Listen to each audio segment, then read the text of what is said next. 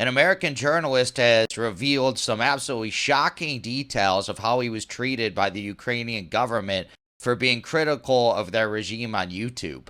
Luke from We Are Change breaks it down. Here's a clip.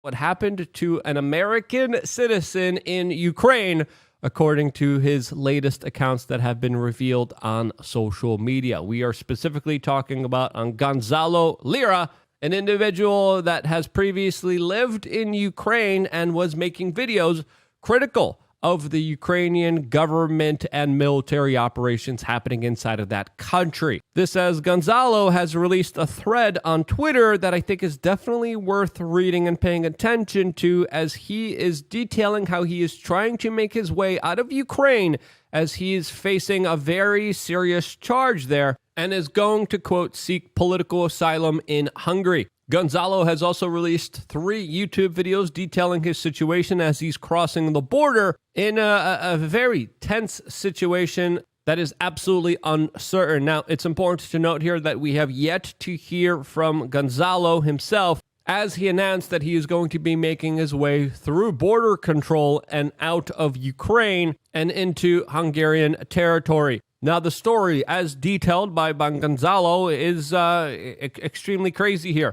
as he details the larger possibility of being disappeared, which many people thought he was already gone, taken, and silenced by the Ukrainian government, as of course he details the events of what happened to him during the last 3 months. And according to him, he was arrested for posting YouTube videos that were critical of the West and Ukrainian government military operations, releasing a public letter talking about how he committed no crimes against any person or property, provided no aid or intelligence to the Russians, but was using his speech to, of course, talk about what he disagreed with, and that was Ukrainian policy when it comes to this war. He talks about how he was denied contact with the lawyer and loved ones, denied bail, how he was extensively abused and tortured in a Ukrainian jail facility, and extorted and robbed of hundreds of thousands of dollars that were taken away from him by security guards. The torture that he described is too gruesome to describe here, but you could, again, read this Twitter thread if you want.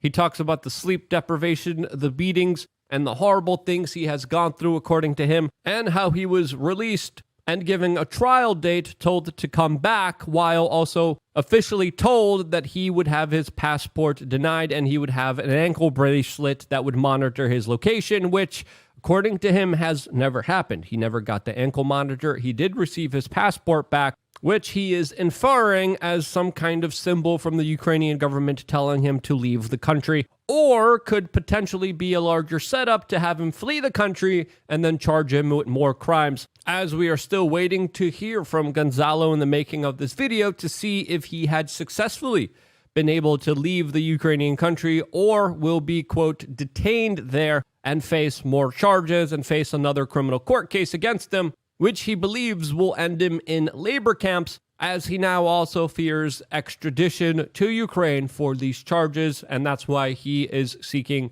Hungarian political asylum. Now, what will be the future of this journalist? Well, only time will tell, but of course we are keeping a very close eye on this particular story, as this story was just posted 19 hours ago, and we are still yet to find out exactly what happened here. As, of course, the story of this American citizen and his experience in Ukraine, I think, is an important one to understand here, as the Western media keeps telling us that we are fighting for democracy when we're fighting, supporting, aiding this larger proxy conflict that's happening right now in Ukraine against the Russian invasion of their country.